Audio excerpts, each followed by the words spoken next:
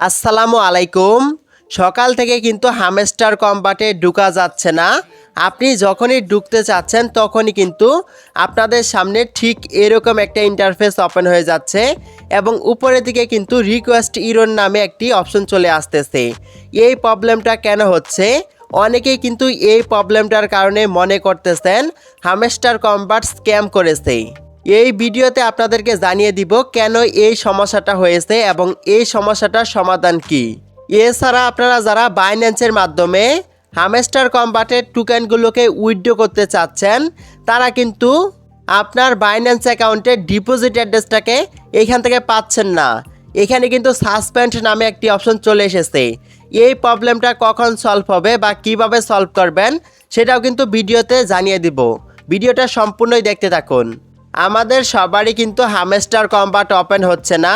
এই প্রবলেমটা হওয়ার কারণ হচ্ছে হামস্টার কম্বাটে কিন্তু বাইন্যান্স এক্সচেঞ্জারটাকে অ্যাড করা হয়েছে।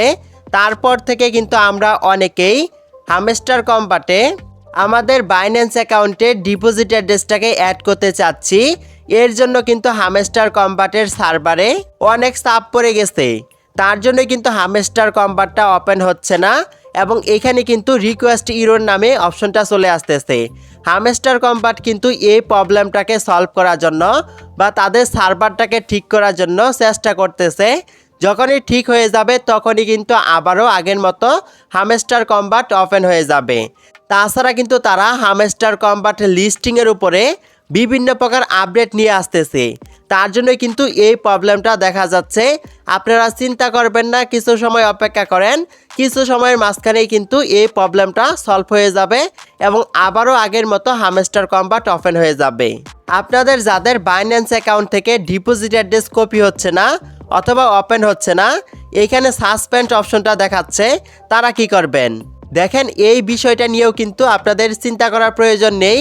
এই প্রবলেমটাও কিন্তু এমনিতেই সলভ হয়ে যাবে। এখানে আপনারা একটা টাইমকে দেখতে পারবেন। আমার বাইন্যান্স অ্যাকাউন্টে কিন্তু 15ই সেপ্টেম্বর সময় 6টা দেখাচ্ছে।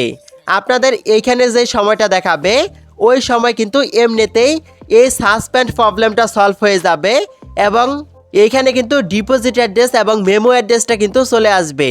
তারপর কিন্তু হামস্টার কম্বাটে অ্যাড করার মাধ্যমে আপনি কিন্তু হামস্টার কম্বাটের টোকেনগুলোকে বাইন্যান্সের মাধ্যমে উইথড্র করতে পারবেন। এই ছিল আজকের এই ভিডিওটা ভালো লাগলে অবশ্যই একটি লাইক দিয়ে দিবেন।